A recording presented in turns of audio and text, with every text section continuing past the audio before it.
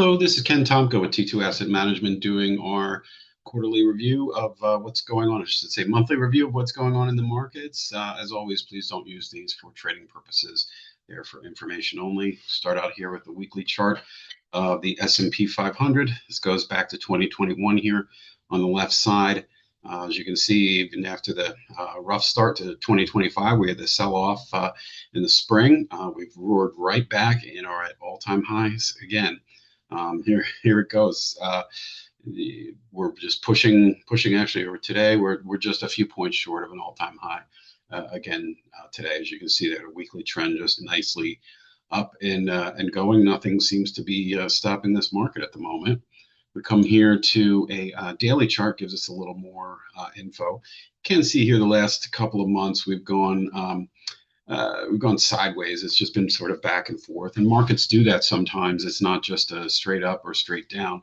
Oftentimes, if they're trying to digest too big a move, as you might see here off of those lows where the market really rallied up, sometimes instead of going down to work that off, it will just go sideways for a few months, and that's what we're seeing right here. I did highlight some support that I would look for the market to really hold to keep this bull market going. But again, there's a trend line. We seem to be just doing fine and just sort of digesting those big gains from earlier in the year for the next couple of months, and we'll see where it happens from there. We come down here to a 2-hour chart. This gives us about the last 6 months trading, a little more detail of it. You can see it winding into a tighter coil here. This is actually what they call an ascending triangle. It means that, we keep trying to bump against the roof. We go to even further highs, and then every time we try to sell off, they're getting higher.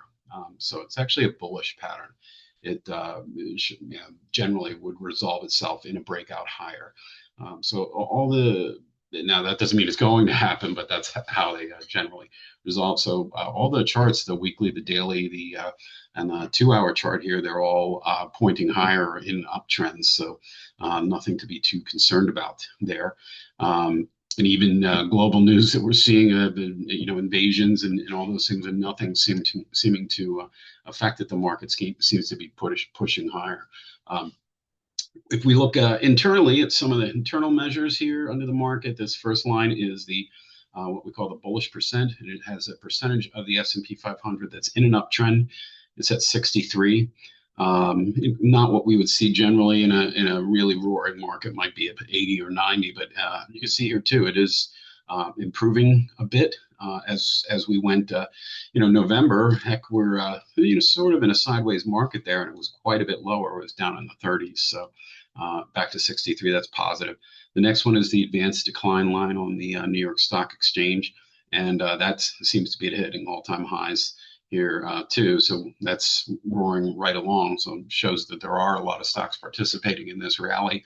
And finally, the VIX, the volatility index, which is the price that people are paying for insurance on their portfolios for options. You see that's nice and low at 15. Come up a little bit in the last couple of days, but really nothing to be seen here. It's quite low. Other internal measures that we look at is here the ratio of the consumer discretionary stocks to consumer staple stocks, and we would see this decline in a bad market. People would go for more safety stocks. Not really seeing that now.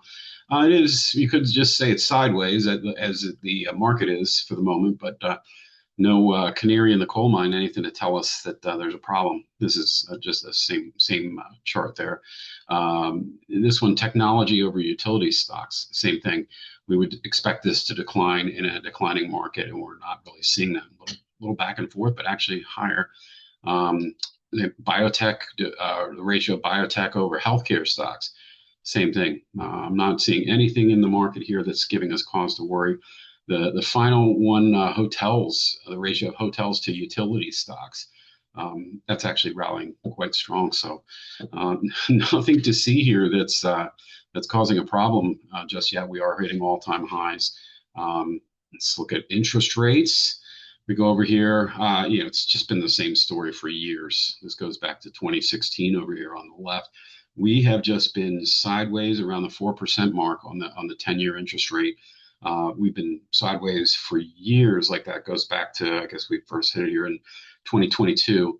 and it's just in a big sideways pattern. So interest rates are not affecting the markets, making them move very much. Let's look at our economic indicators. See GDP growth rate. We're looking at low fours there. That's solid. Nothing, no problems there. Nothing to say. Okay, we're looking at a recession coming here. Non-farm payrolls. That's not a great number, 64,000, and the one prior to that was negative. But these are positive. It's around. Around the zero mark. There's some adjustments with what was going on with government layoffs and such.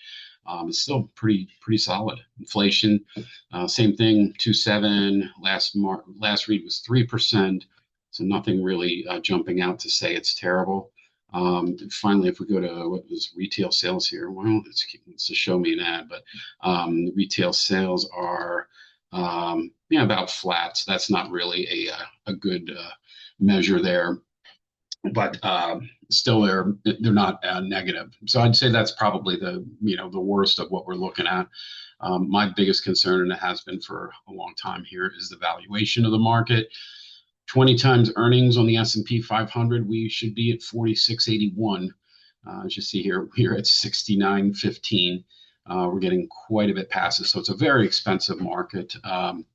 But there is always, what's the alternative? Where else are you going to put your money? So there is some of that happening. Also, people don't always know that the advent of private equity, a lot of companies have gone private.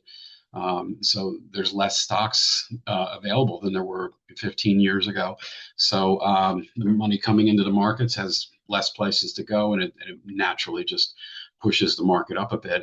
Also, the markets are affected by recent inflation trends. They go up too because of that reason. So maybe that has something to do with how we're getting very expensive here. But I don't overall really like for the long term that this is as expensive as it is. But in the end, we don't really argue too much with the market itself. And here you see, even though it's been choppy the last 3 months, it's still in an uptrend. So continuing to stay invested and relatively positive on the markets. So anyway, hope this was informative and helpful. I'll put up our contact information if you'd like to hear anything about what we're doing with our portfolios. Please do let us know. There is a contact info there, and otherwise we'll see you at the next update. Thanks for watching.